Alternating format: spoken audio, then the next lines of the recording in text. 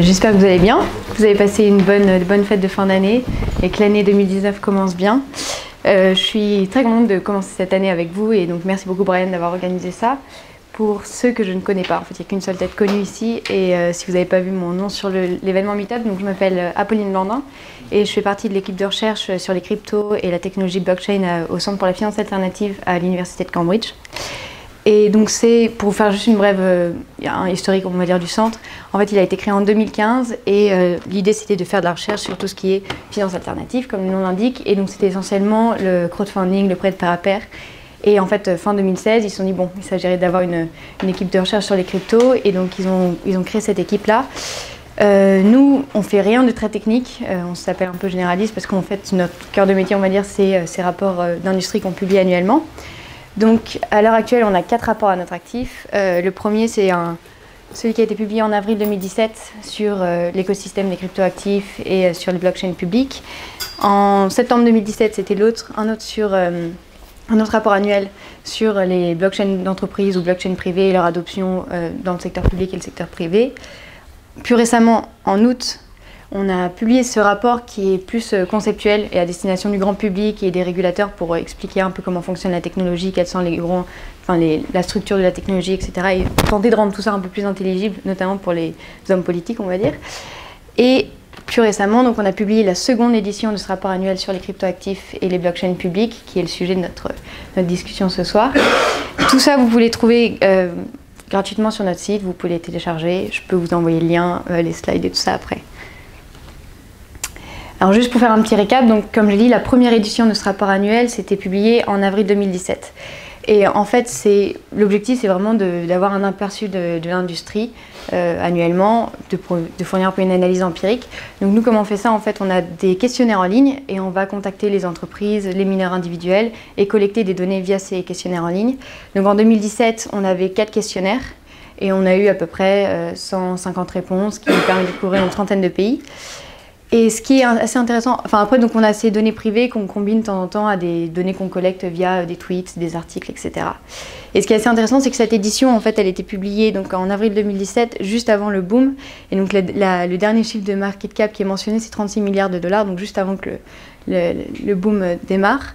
Et donc voilà, donc ce qui est intéressant, c'est que cette deuxième édition, du coup, a plutôt essayé de capturer toutes les tendances qui ont émergé depuis. Voilà, donc beaucoup de choses sont passées depuis. Donc si on regarde l'échantillon qu'on a pour 2018, au lieu d'avoir 4 questionnaires, on a décidé d'en avoir 2. Un premier pour tous les fournisseurs de services, un deuxième pour toutes les entreprises qui sont actives dans l'industrie de minage. Et donc on a collecté 184 réponses, 127 pour les fournisseurs de services et 57 pour les industries de minage. Et on a aussi des mineurs individuels qui participent. Et du coup ça nous permet de couvrir 47 pays. En termes de répartition géographique, c'est assez important finalement parce que ça traduit un peu tous les résultats qu'on obtient. On voit que le questionnaire pour les fournisseurs de services est dominé essentiellement par des entreprises qui sont situées en Europe, tandis que pour celui des entreprises qui sont actives dans l'industrie du minage, c'est plutôt soit des mineurs, soit des entreprises qui sont basées en Asie-Pacifique. Et bon, en termes d'âge, on est assez représentatif finalement. Alors avant de se plonger dans l'analyse, nous on conçoit l'industrie, en fait on ne regarde pas du tout ce qui est ICO ou blockchain analytics, etc. On s'intéresse essentiellement à 4 segments. Donc le premier est le minage, le deuxième c'est l'échange, donc tout ce qui est plateforme d'échange, OTC Desk comme la maison du Bitcoin, les fournisseurs de services de stockage comme Ledger et le paiement. Donc ça c'est les pourcentages en fait. D'après les données qu'on a eues, donc c'est plutôt le secteur de l'échange qui est le plus servi par les fournisseurs de services, suivi de près par le stockage et par le paiement après. Et donc tout ça, c'est ce qu'on appelle donc les fournisseurs de services. Juste une petite note, donc, ici c'est que les services directs, c'est-à-dire qu'on ne regarde pas du tout les entreprises qui vont faire des partenariats avec d'autres entreprises et externaliser certaines de leurs activités. Donc comme vous voyez, le total de ces pourcentages, c'est pas 100%, donc ce qui montre bien que les entreprises sont actives dans plus qu'un seul segment. Et c'est donc un constat qu'on avait déjà fait en 2017. Donc il y avait 69% des entreprises qui étaient actives dans un seul segment, et en fait ce chiffre a baissé à 43% en 2018. Et en fait on explique cela pas nécessairement par la fusion d'entreprises, mais plutôt par l'extension des activités. et aussi la volonté des fournisseurs de services et des opérateurs de devenir une sorte de guichet unique pour faciliter un peu l'expérience de l'utilisateur. N'hésitez pas à m'interrompre si vous avez des questions de méthodo ou alors à la fin comme vous préférez. Théoriquement, c'est une industrie mondiale parce qu'il y a des entreprises basées dans tous les pays. Bon, on a un peu des difficultés à avoir des entreprises actives en Afrique subsaharienne ou en Asie centrale, mais bon, c'est quand même une industrie qui est dominée par des entreprises situées en Amérique du Nord et en Asie, et quelques-unes du coup bon, au Royaume-Uni et en France. Alors ça, oui, juste que je précise, en fait, ça, c'est pas basé sur les données de nos questionnaires, mais c'est une base de données où nous, on a identifié 561 entreprises et leur siège d'activité. Donc ça nous a permis d'étendre un peu plus l'échantillon. Alors maintenant, si on s'intéresse de plus près à l'analyse, donc si on regarde la croissance de l'industrie, donc en termes d'effectifs équivalents temps plein, il y a eu une croissance annuelle, vous voyez tous, ouais, c'est bon. Il y a une croissance annuelle de 164% en 2017 et une croissance trimestrielle au premier trimestre 2018 de 78%. Et donc cette croissance de l'industrie, elle est essentiellement tirée par les segments de l'échange et du stockage. Et après, si on s'intéresse, si on se place à l'échelle de l'entreprise, donc on voit que si on prend la médiane, en fait, la taille de l'entreprise est passée de 5 employés en 2016 à 13 en 2017 et à 20 au premier trimestre 2018. Et pareil, à l'échelle de l'entreprise, en fait, c'est plutôt les entreprises de minage qui sont actives dans l'industrie de minage qui ont grossi. Donc ça va me donner une croissance annuelle de 160% et une croissance trimestrielle de 54%. Une autre tendance qu'on observe, c'est l'élargissement de l'offre. Ouais, pardon. Je me souvenir, j'avais vu le rapport d'Excel, comme tu dis que le minage, c'est le seul qui a diminué. Alors non, oui, pardon, le minage, il a augmenté entre 2016 et 2017. Et après, il a diminué entre 2017 et le premier trimestre 2018, effectivement. Et donc l'autre tendance qu'on avait observée, c'était l'élargissement de l'offre des cryptoactifs. Ce qui est intéressant, c'est qu'en 2017, il y avait 47% des fournisseurs de services qui offraient plus d'un cryptoactif. Et en fait, ce chiffre a quasiment doublé parce qu'il s'élève à 84% en 2018. Et c'est ce qu'on remarque aussi dans cette liste de cryptos sélectionnés, où en fait l'offre s'est élargie pour tous, bon, mis à part pour Bitcoin qui a un peu diminué. Il y a plusieurs explications, mais il y en a une principale, c'est l'émergence de standards comme ERC20 et du coup la création ce qui facilite la création de nouveaux tokens, mais aussi le nombre de airdrops et de forks qui a augmenté. L'usage, alors ça c'est le chiffre, enfin c'est la section préférée des médias. Mais c'est aussi un peu la plus controversée parce que finalement c'est très difficile d'estimer, en fait quasiment impossible d'estimer le nombre d'utilisateurs, à la fois parce que il y a deux choses auxquelles il faut faire attention. La première, c'est que le nombre de comptes ne reflète pas le nombre d'utilisateurs. De la même manière qu'un citoyen lambda peut avoir plusieurs comptes dans plusieurs banques ou plusieurs comptes dans une même banque, un utilisateur de crypto peut avoir plusieurs comptes chez plusieurs fournisseurs de services. Donc nous, notre méthodologie, c'est en fait, on a demandé aux participants du questionnaire de nous fournir à la fois le nombre de comptes qu'ils avaient et le nombre d'utilisateurs dont ils avaient vérifié l'identité par des mesures de KYC. Et d'après ça, en fait, on a calculé le pourcentage et on a appliqué ce pourcentage à un nombre de comptes qu'on avait collectionnés via des données publiques, etc., et combinés aux données du questionnaire. Et donc finalement, on arrive à un nombre qui nous paraît assez représentatif, mais qui est plutôt une fourchette basse, de 139 millions de comptes en 2018, au troisième trimestre 2018, pour 35 millions d'utilisateurs dont l'identité a été vérifiée. Autre chose également, c'est la question d'activité. En fait, ça peut être 35 millions d'utilisateurs, mais ils ne sont pas tous actifs, ils vont pas tous échanger leurs cryptos de manière régulière. Donc, on a demandé, pareil, aux répondants de nous donner leur définition d'un utilisateur actif, et ça varie bien sûr d'un fournisseur à l'autre. Mais ce qu'on peut dire, c'est qu'en moyenne, 38% des utilisateurs sont actifs, ce qui est finalement assez élevé. Qui sont... Ouais. Vous dites que c'est élevé. Enfin... Si on compare à des comptes bancaires. Oui, non, si on compare à des comptes bancaires, c'est plutôt... Chiffres, non, et puis en fait, dire que c'est élevé, finalement, c'est un peu plus compliqué, vu que ça dépend également de la définition que l'on donne à un utilisateur actif. C'est-à-dire que si on définit à l'activité par l'ouverture d'un compte, finalement, c'est une activité dormante après pour le reste du temps. Il y a une trop disparité entre chaque prestataire qui a des définitions. Oui, mais donc on explique quelles sont les différentes définitions proposées par les répondants. Quant au type d'utilisateur, donc c'est essentiellement des particuliers. Alors il y a un petit problème dans les couleurs qui ne sont pas très représentatives des pourcentages. Donc les pourcentages sont la bonne indication, sauf pour les secteurs de l'échange et les entreprises qui sont actives dans plusieurs segments où en fait on voit qu'elles ont de plus en plus de clients professionnels. En termes de localisation des utilisateurs, bon, c'est assez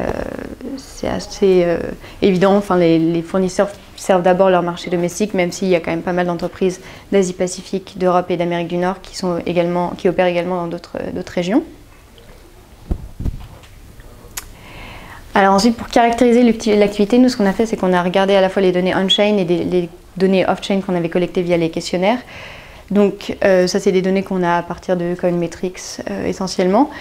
Ce qu'on voit, c'est que bon, déjà le volume des transactions mensuelles a augmenté avec le boom évidemment, et que Bitcoin domine essentiellement l'activité on-chain, mais qu'il est rattrapé lorsqu'on regarde le nombre de paiements quotidiens avec Ethereum, en fait, qui rattrape au niveau du premier trimestre 2018.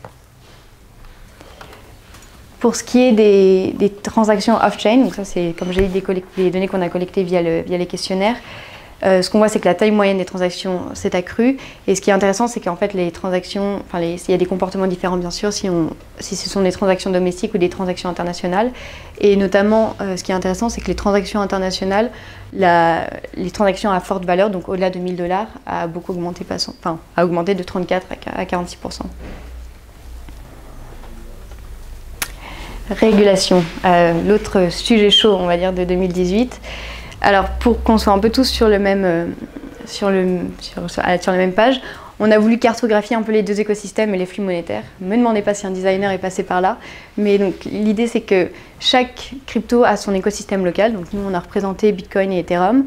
Et il va y avoir des opérateurs qui vont servir de passerelle entre les différents écosystèmes locaux. Donc eux, ces opérateurs-là, qu'on appelle les crypto-only, sont seulement actifs dans l'écosystème des crypto-actifs.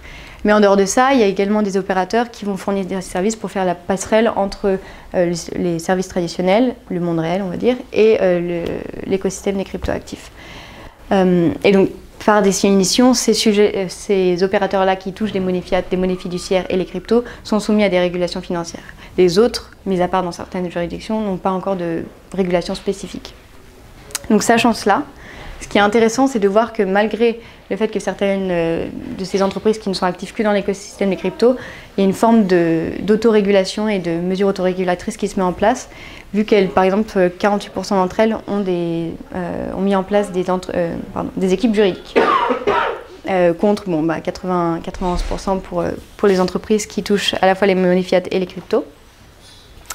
Une autre chose qu'on avait demandé aux participants et qui se traduit également ici, c'est la mise en place de mesures de contrôle de KYC et de contrôle de blanchiment d'argent. Et donc là encore, assez surprenant, c'est le fait que les entreprises qui ne sont actives que dans l'écosystème des cryptos, plus de la moitié mettent en place ces mesures de KYC et d'AML. Et on avait demandé également quel était le pourcentage de ces contrôles qui menaient à la fermeture d'un compte ou au refus d'ouvrir un compte pour un nouvel utilisateur. Et donc la moyenne de l'industrie c'était 14%, mais la fourchette était finalement assez large vu qu'elle allait de 0 à 85%, ce qui est bien au-delà des pourcentages constatés dans le secteur bancaire traditionnel.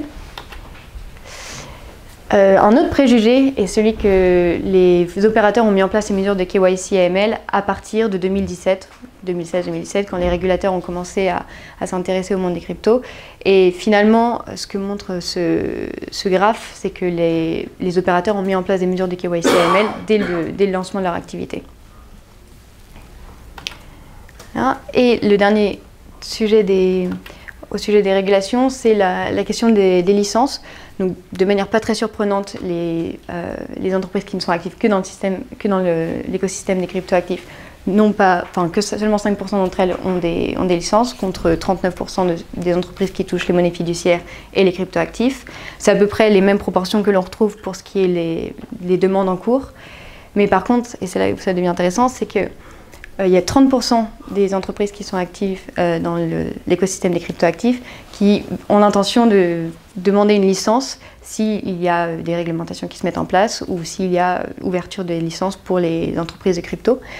Et donc ça témoigne d'une certaine volonté d'être en conformité avec les régulateurs et également l'anticipation, on va dire, de changements dans leur environnement réglementaire. Excusez-moi. Comme indiqué, une demande en cours, ça vous calez à quel moment, à fin 2018 ? Alors c'est des données collectées au premier trimestre 2018. On avait fait, moitié 2018. Donc c'était quand ils avaient quand ils ont répondu, c'était entre mai et juillet. Donc c'était à ce moment-là. Minage, donc ça c'est la dernière section de la présentation. On a voulu commencer cette section en discutant du sujet de concentration, parce que c'est aussi un sujet qui revient souvent lorsqu'on parle du minage.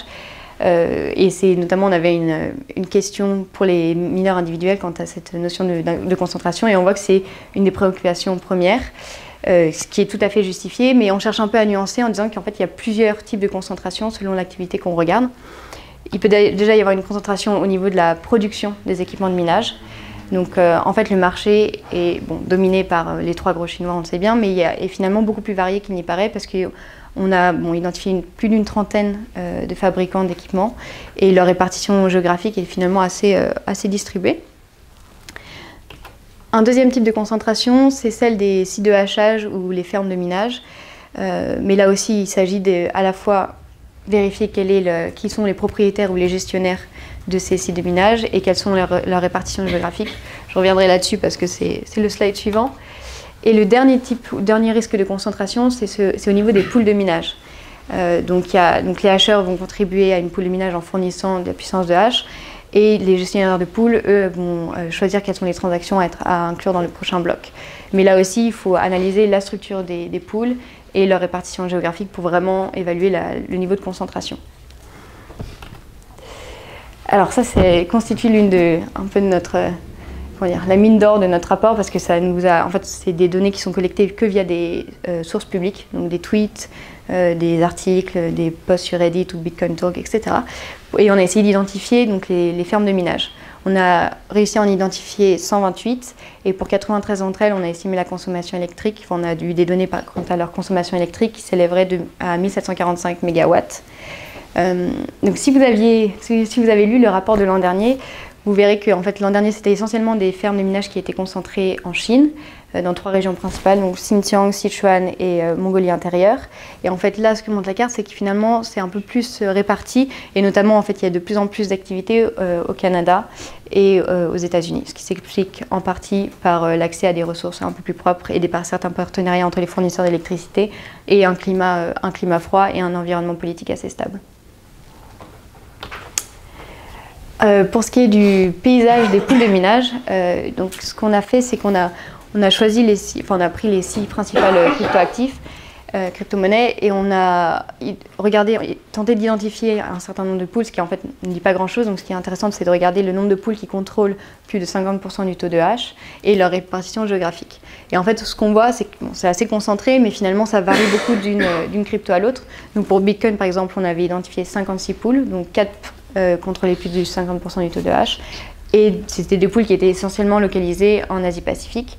Mais si on prend Monero, par exemple, c'est plutôt 38 poules identifiées, 3 qui contrôlent plus de 50% du taux de hash, et des poules qui sont essentiellement localisées en Europe. Alors évidemment, on ne peut pas parler de minage sans parler de la consommation électrique. Donc on a, de la même façon que l'an dernier, en fait, on a calculé une fourchette haute et une fourchette basse pour les 6 principales cryptos. Donc ça serait entre 52 et 111 TW par an. Ce qu'il faut savoir, c'est que la consommation électrique, c'est une fonction directe de la puissance de hash. Donc à partir du moment où ça augmente, ça continuera d'augmenter, à moins que l'on produise des équipements qui soient beaucoup plus performants et moins énergivores. Mais là où il faut aussi un tout petit peu nuancer, c'est la source de production d'énergie. Et en fait, ce qu'on a constaté, c'est que 60% des fermes de minage identifiées ont une partie de leur énergie qui provient des énergies renouvelables. Et c'est à peu près équivalent lorsqu'on fait ça par rapport aux mégawatts identifiés. Après, bien sûr, il y a des fermes de minage qui n'utilisent que le charbon, donc par exemple celles qui sont situées dans le Xinjiang ou en Mongolie intérieure. Mais finalement, il y en a aussi qui n'utilisent que les énergies renouvelables, comme au Canada ou dans l'État du Washington aux États-Unis. Et donc en moyenne, il y aurait 28% en fait, de la consommation électrique qui proviendrait d'énergie renouvelable. Voilà. Et alors pour vous laisser avec un dernier food for thought, comme disent les Anglais, on a beaucoup parlé de la bulle de 2017-2018, mais finalement, si on regarde l'écosystème sur le temps long, en fait, on observe qu'il y a eu plusieurs bulles à la fois locales, donc au niveau de chaque écosystème, et à la fois au niveau global, donc de l'écosystème total des cryptoactifs. Voilà, bon, j'espère que ça vous a donné un peu envie de télécharger le rapport qui fait 100 pages, mais qui est très accessible. Et en fait, vous pouvez facilement passer d'une section à l'autre sans avoir à le lire dans sa totalité. Donc il est, pareil, gratuitement téléchargeable depuis notre site internet. Si vous avez des questions ou n'importe quel commentaire, nous on est assez preneurs. Et justement, si vous avez des suggestions quant à l'interprétation des chiffres, ça peut nous être utile. Merci.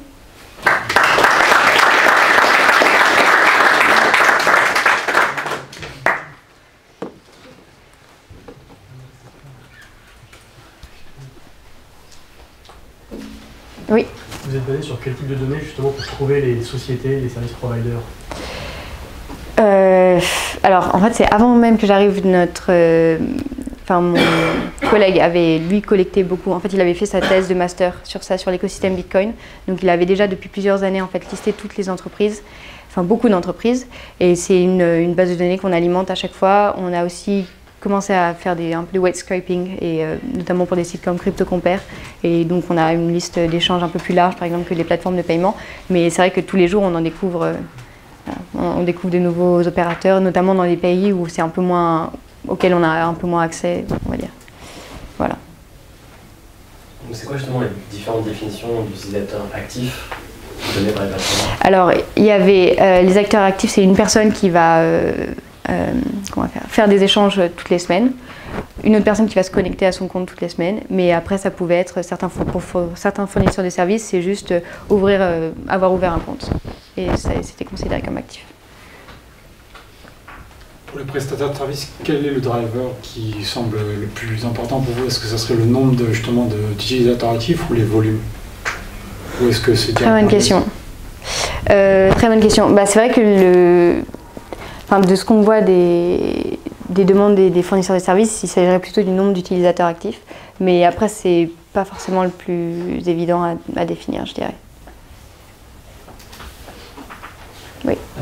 Donc au début, vous avez expliqué qu'une bonne partie des données étaient fournies par les gens directement, oui. Vous leur envoyez des questionnaires. Oui. Pourquoi répondraient-ils et pourquoi répondraient-ils la vérité? Alors, c'est pour vous dire, ouais, c'est une très bonne question. Pourquoi ils y répondent? Parce que c'est en fait le seul rapport de cette sorte qui existe, et le centre c'est pas mal établi finalement dans le milieu de la finance alternative comme fournisseur de benchmark, parce qu'ils ils font ces benchmarking studies pour le crowdfunding, pour le prêt à pair, etc. Donc je pense qu'il y a un besoin d'avoir une analyse empirique et un aperçu annuel, un rapport annuel de l'industrie. Et puis bon, on est plutôt un centre de recherche indépendant, donc on peut garantir une certaine qualité des données. Est-ce qu'ils répondent toujours juste? Non. Alors ça, c'est aussi pour ça qu'on a mis autant de temps à produire le rapport, c'est qu'en fait, nettoyer les données, c'est un cauchemar. Parce que si vous prenez un opérateur très connu, vous savez qu'il fournit plusieurs cryptos et il va vous dire qu'il fournit qu'une seule crypto, que c'est le Bitcoin. Et en fait, il faut vérifier pour chaque utilisateur. Donc finalement, on était assez déçus d'avoir un nombre de 127 réponses, mais quand il s'agit de vérifier pour chaque réponse quelle est la qualité de la réponse, on est assez content d'être limité à 127. Voilà, mais est-ce qu'ils mentent? Oui, c'est un peu la limite de l'analyse des données de manière générale. C'est-à-dire qu'il y a un moment où on peut être perfectionniste et toujours aller plus loin et affiner la qualité, mais il y a un moment où on peut pas... On s'est même dit à un moment qu'il valait peut-être mieux que nous-mêmes nous remplissions le questionnaire pour les entreprises. Mais bon, il y a un moment où il faut être aussi fidèle, se fier aux données qu'on obtient, et c'est à la fois dans leur intérêt que dans l'autre. C'est un jeu assez amusant, mais dans les entreprises, souvent, l'idée c'est de faire des benchmarks de façon à pouvoir montrer qu'on est un peu meilleur que les autres, et donc donner des chiffres supérieurs, mais si tout le monde joue à ce jeu, les chiffres sont complètement... C'est aussi pour ça qu'on cherche on anonymise complètement les données, et à aucun moment on va citer une entreprise, etc. Donc, c'est pas ça que je veux dire. C'est-à-dire que je suis dans une équipe dirigeante d'une entreprise, et je veux montrer à mon boss qu'on est une bonne entreprise bien gérée par moi. Et donc je vais donner des chiffres un peu gonflés, de façon à ce que quand le rapport sort, regarde, on est au-dessus de la moyenne. Oui. Là, si vous voulez, on arrête de faire de la recherche et...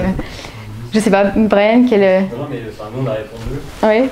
Les données sont anonymisées, sont agrégées, il est impossible de voir si on est dans la moyenne ou pas d'ailleurs. De toute façon, mon boss n'a pas regardé, je pense, mieux les 100 pages malheureusement. Mais voilà. Enfin, en tout cas, moi j'ai répondu et je pense pas qu'il y ait eu. On espère que les réponses sont honnêtes.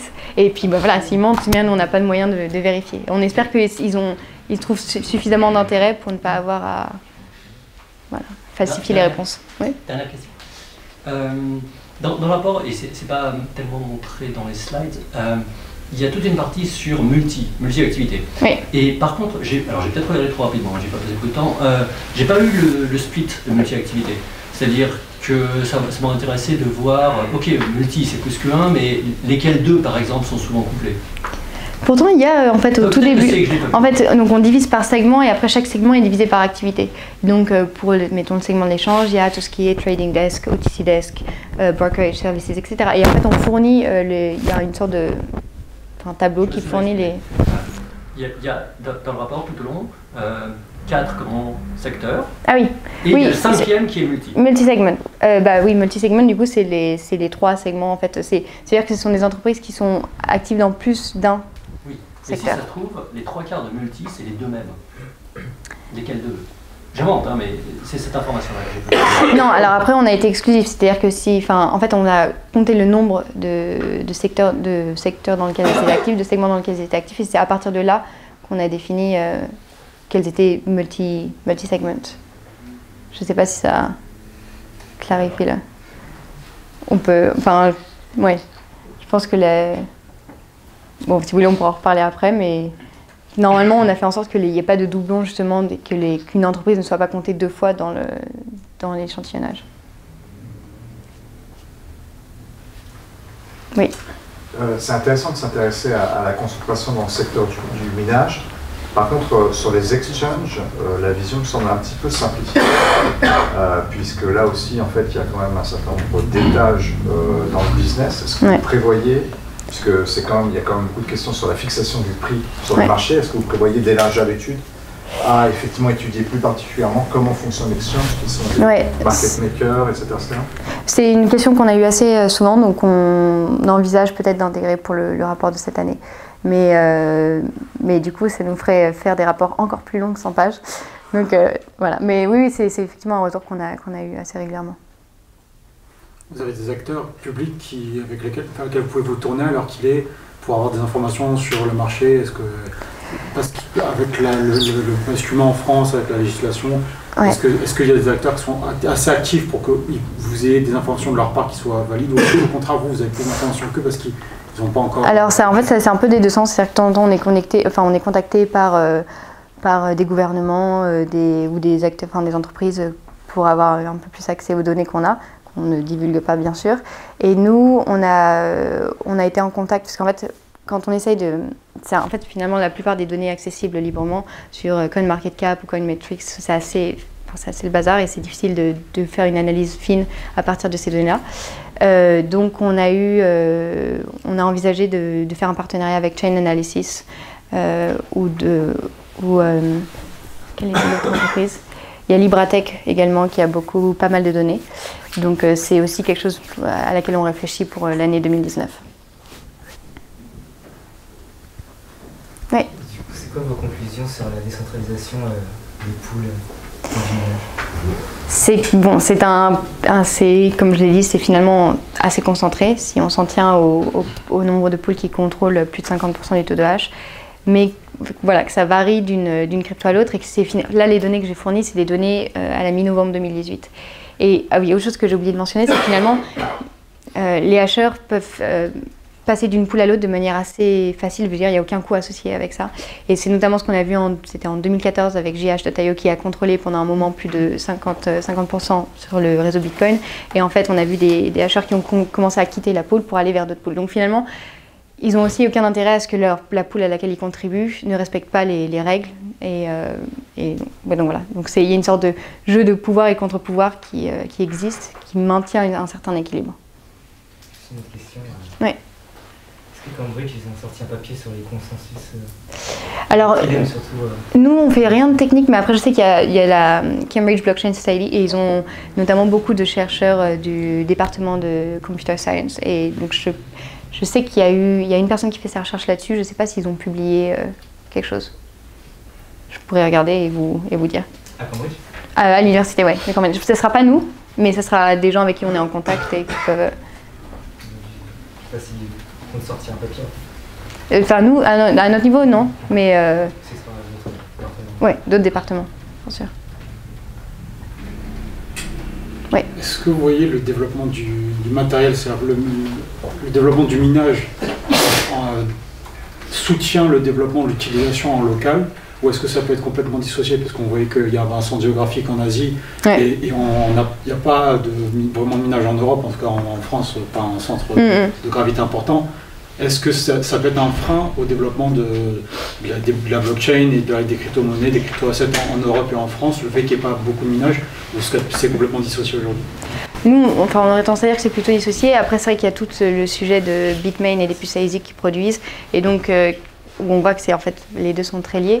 Mais finalement, quand on regarde les fabricants d'équipements, en fait, il y a beaucoup de fabricants qui sont présents en Amérique du Nord et en Europe, enfin beaucoup, dans certaines proportions. Donc ça pourrait rééquilibrer là aussi le... De fabricants, mais c'est toujours pas de minage. Est-ce qu'on entrevoit aujourd'hui en Europe et en France, est-ce qu'il y a un changement à ce niveau-là, ou est-ce qu'au final il y aura surtout... en Europe spécifiquement, en termes de ferme de minage ou... Oui, en Europe et en France, est-ce qu'il y a un changement? Est-ce que ça peut avoir un impact par rapport au développement? Alors on a vu quelques fermes de minage ouvrir en Europe, et notamment au Royaume-Uni, en fait, il y en a pas mal. Mais personnellement, je ne sais pas si ça aura un impact sur l'utilisation des cryptos de manière générale, et est-ce que ça peut changer quelque chose, enfin, pour l'écosystème de manière générale, je ne sais pas, je ne saurais pas vous dire. Et le driver principal que vous évoquiez, c'était l'électricité peu chère et plutôt... Alors nous, en fait, pareil, c'est une question qu'on pose donc aux entreprises de minage. Il y a essentiellement 5 facteurs. Donc le premier, c'est l'accès à une électricité peu chère, un environnement politique stable, et réglementaire favorable, un climat froid et un accès à l'électricité, à l'internet. Donc c'est vraiment les 5 facteurs qui vont déterminer la localisation d'une ferme de minage. Une société, justement, comment est-ce qu'elle s'était vue évoluer depuis l'année d'avant pour celles qui avaient déjà été sollicitées? Parce que là, il y a la partie headcount, peut-être l'évolution, une idée de voir s'ils font peut-être plus de business, moins de business. Alors, ouais. Et la deuxième question, c'est est-ce que vous avez posé cette question par rapport aux régulations? Comment est-ce qu'ils interprètent l'évolution de la régulation? Oui, alors c'est des choses que je n'ai pas mis dans les slides, mais qui sont présentes tout au long du rapport. Et notamment dans l'appendix, vous avez toute une partie sur la perception de l'environnement réglementaire par les entreprises de l'industrie du minage et les mineurs individuels. Et c'est une question qu'on a posée, pour ce qui est de la taille, en fait c'est une question qu'on a posée dans le questionnaire sur les entreprises de l'industrie du minage, où on leur a demandé en fait s'ils se considéraient comme des large miners ou small miners. Et après nous, en fait dans le rapport, quand vous verrez large miners et small miners, c'est pas basé sur leur classification, c'est la nôtre d'après le nombre d'employés qu'ils ont, etc. Mais c'est effectivement quelque chose qu'on leur a demandé. Et une autre chose qu'on leur a demandé, ce qui était assez intéressant, c'était l'influence qu'ils pensaient avoir en fait notamment sur la gouvernance du protocole. Et ce qu'on voit, c'est que ça a beaucoup diminué. Ça c'est des données qui sont présentes dans le rapport. Je ne sais pas s'il y avait... Enfin, la question c'était au-delà de leur business, pas juste le headcount, mais le business. Est-ce qu'ils estimaient qu'ils avaient fait un meilleur business que les années d'avant? On l'a pas formulé comme ça. On l'a pas formulé en tant que tel. Mais ça pourrait être effectivement intéressant d'avoir leur perception là-dessus. Et pour ce qui est de l'environnement réglementaire, donc encore une fois dans l'appendix, il y a plusieurs en fait, ce qu'on appelle les sentiment questions, où on leur demande d'évaluer les différents risques, les différents facteurs, etc., qui pourraient impacter le développement futur de l'industrie. Alors qu'est-ce qui fait qu'il y a autant de minage en Chine, alors que justement, politiquement en Chine, le Bitcoin n'est pas trop... Oui, alors en fait, il y avait aussi... on aurait pu croire que toutes les mesures restrictives mises en place par le gouvernement chinois allaient avoir un impact sur les activités de minage. Et en fait, ce qu'on observe, et ce qui est dit dans pas mal de témoignages de mineurs chinois, c'est que ça a eu un impact sur les petits mineurs qui en fait avaient établi des fermes de minage de manière assez informelle au sein d'une centrale hydroélectrique ou des choses comme ça. Et donc eux, ils ont été impactés. Mais par contre, les grosses fermes de minage, en fait, ça n'a pas eu beaucoup d'impact. D'où le fait qu'il reste encore pas mal d'activités en Chine. Parce que finalement, le Bitcoin, ils ne l'échangeront pas en Chine, c'est développé. Oui, après, oui, le ban et l'interdiction est... Les en Chine ne sont pas forcément chinois, entre guillemets. Non, et puis surtout, l'interdiction, c'est justement pour l'échange du yuan contre les cryptos. Oui. Je serais curieux de savoir si vous avez eu des informations sur les différences de marge entre les grandes entreprises et les petites entreprises de minage. Parce qu'on peut supposer que les grandes entreprises peuvent facilement faire des économies d'échelle. Ouais. J'avais lu que récemment, avec le cours qui est descendu, il y a beaucoup de grosses entreprises qui avaient eu du mal financièrement parce qu'elles avaient fait beaucoup de dépenses dans la sécurité. Ouais, tout à fait. Pas forcément fait. Alors, c'est une question qu'on pose sur la structure des revenus et des coûts, etc. Mais c'est des questions qu'on peut pas forcer les participants à y répondre. Et donc malheureusement pour ces questions-là, on a eu très très peu de réponses. Et donc pas suffisamment de réponses en tout cas qui nous permettent d'analyser vraiment les données, sans que ça soit après spécifique à une industrie, à une entreprise. Donc c'est une question qu'on pose. En fait, la façon dont sont structurés nos questionnaires, c'est qu'il y a un minimum d'informations qui sont obligatoires. C'est-à-dire que le questionnaire ne peut pas être complété si ces informations ne sont pas fournies. Mais il y a une 60aine de questions et je pense que 40 d'entre elles en fait ne sont pas obligatoires. Parce que on a eu pas mal de retours de certaines entreprises nous disant mais vous demandez des questions beaucoup trop privées, beaucoup trop personnelles, etc. Et d'ailleurs, le questionnaire il est disponible en ligne maintenant il est fermé, mais on aura un nouveau questionnaire du coup pour l'année 2019. Non, mais juste pour effectivement prendre connaissance de ce qui a été demandé comme question. Oui, non, maintenant il est plus actif, mais je peux vous l'envoyer on l'a en PDF.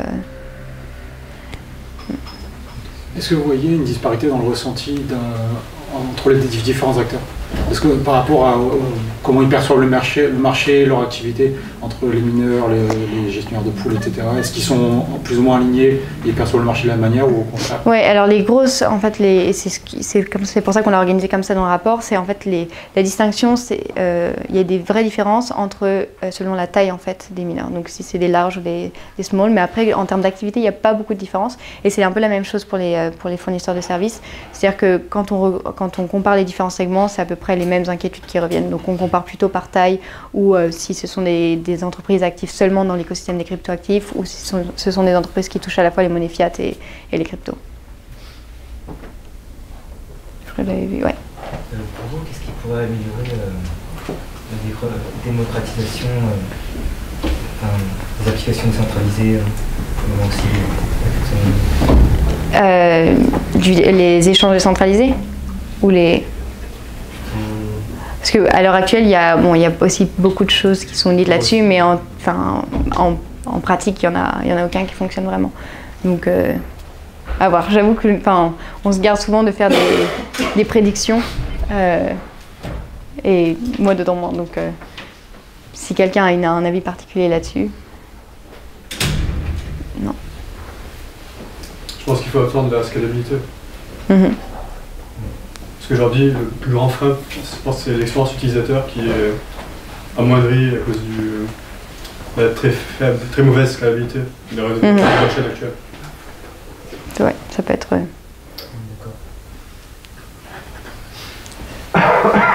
D'autres questions? Ouais. Oui. Qu'est-ce qu'il y a c'est quoi ce à quoi vous attendiez le moins par rapport aux réponses que vous aviez reçues? Là, quand vous avez posé des questions, là, vous faites les réponses reçues ne correspondent absolument pas au ressenti que vous auriez pu imaginer. Alors, bon, finalement, on n'a pas eu... En fait, c'est assez marrant parce que quand on écrit le rapport, on sait très bien que les gens ne vont pas lire les 100 pages et notamment les médias sont très friands de ces trouvailles qui vont faire le titre, la une des journaux. Enfin, la une des journaux. On n'est pas sur la une des journaux encore, mais bon. Et en fait, il n'y a pas eu de choses comme ça qui nous soit venues au premier abord, mais ce qui était assez intéressant, c'était toute la partie réglementation et notamment cette tendance à vouloir s'autoréguler, donc qui traduit une certaine maturité de l'industrie. Les questions de concentration au niveau de l'industrie du minage, c'était aussi quelque chose qu'on a trouvé assez, pas innovant, mais assez nouveau par rapport à ce qu'on lisait ailleurs. Donc voilà, je dirais que ce sont Nous, on a listé 6 key findings. Donc c'est la taille des entreprises, la taille de l'industrie, la tendance à élargir l'offre des cryptoactifs, les différents types de concentration et notamment la répartition géographique des fermes de minage. Et quel est l'autre que je vous ai dit? Oui, la tendance autorégulatrice, on va dire, de l'industrie. Ouais, ceci dit, je pense qu'il y a un biais au niveau de la régulation dans les réponses, parce que il y avait 3 colonnes dans le tableau et il y avait à adhérer à quelque chose, et compliant, tout simplement, je ne sais plus quoi, et en cours, et peut-être que va le faire. Oui, et en cours, c'est tout petit, et va le faire, c'est la moitié. Et j'y crois pas, parce que une entreprise normale, ce qui se passe, c'est elle commence. Ça va peut-être pas marcher, ça va peut-être marcher, elle fera un truc mieux plus tard, etc. Mais elle commence. Et donc ce que je me dis, c'est que la réalité de futur ressemble beaucoup à présent. C'est-à-dire que les gens disent « Ah oui, s'il y avait une régulation super sympa, j'irais. » Mais ça, c'est wishful thinking. Je ne crois pas que ça soit une pépite. Je pense que c'est un biais. Peut-être, mais n'empêche qu'on a, dans notre interaction avec pas mal d'opérateurs, finalement, il y a vraiment cette volonté aussi d'être autorégulé. Après, une autre façon de structurer les données que je n'ai pas présentée là, mais qui est présente dans le rapport, c'est en fait, si on élimine celles les entreprises qui ont répondu non à la première question, finalement, les proportions sont un peu plus larges après coup. Mais oui, c'est sûr qu'il y a, il manifeste une intention, mais on ne peut pas garantir que ce sera... que le futur ressemblera à cette intention-là et pas nécessairement au présent. Est-ce que justement, il y a plus de compagnies qui ont leurs sièges sociaux dans les pays, qui soit ont des régulations plus avancées que les autres, soit sont connus pour être les anciennes listes grises ou autres? Voilà. Alors ce dont on parle dans le rapport, ce qu'on dit, c'est qu'on n'a pas pu capturer en fait cette tendance vers ce qui s'appelle le regulatory arbitrage, l'arbitrage entre les différents environnements réglementaires, parce que c'est des données qu'on a collectées entre mai et juillet 2018. Donc ça sera peut-être une tendance qu'on observera en 2019. Mais on a déjà vu certaines entreprises qui, déjà après le cas de la Chine, en fait, donc beaucoup d'entreprises ont relocalisé leur siège, que ce soit à Singapour, à Malte, etc., sans citer les noms. Mais on pense que c'est une tendance qu'on observera en 2019, avec les données collectées en 2019. Est-ce que vous voyez, parce qu'il me semble que vous avez surtout évoqué les crypto-monnaies, mais est-ce qu'il y a un moteur que vous pouvez évaluer justement des autres usages comme les smart contracts et le développement au final de ces usages qui porteraient la technologie et permettront en fait de donner un second souffle, un souffle dissocié du marché des cryptos. Tout à fait. C'est effectivement inclus dans le rapport. On a la section sur l'utilisation et l'usage, on a voulu la faire beaucoup plus large, mais encore une fois, comme c'est des données que nous on ne pouvait pas collecter, et donc on était dépendant de sources publiques, et en fait la qualité des données n'était pas fiable, et donc on ne pouvait pas vraiment tracer d'analyse là-dessus. Mais c'est la question des applications décentralisées, s'il y a une partie du rapport qui porte là-dessus, une section, un paragraphe. Il y en a beaucoup, n'hésitez pas. Et pour vous, qui est la cible principale de votre rapport? Quand vous l'avez fait, vous attendez, est-ce que vous la commandez? Est-ce que c'était vous qui l'avez fait initialement? Est-ce que vous pensez faire plus de partenariats avec d'autres entreprises ou gouvernements? Alors nous, c'était, on va dire l'édition 2017, c'était beaucoup à destination des entreprises. Et en fait, là, on a aussi beaucoup diffusé auprès des régulateurs. Et donc, pour le grand public, on essaie aussi d'en faire un outil éducatif. Donc, on explique beaucoup de termes, etc. Donc, c'est à viser du grand public, des acteurs de l'industrie et des régulateurs. Et on a eu beaucoup de retours très positifs des régulateurs, ce qui prouve bien qu'il y a un certain besoin de données et de recherche là-dessus.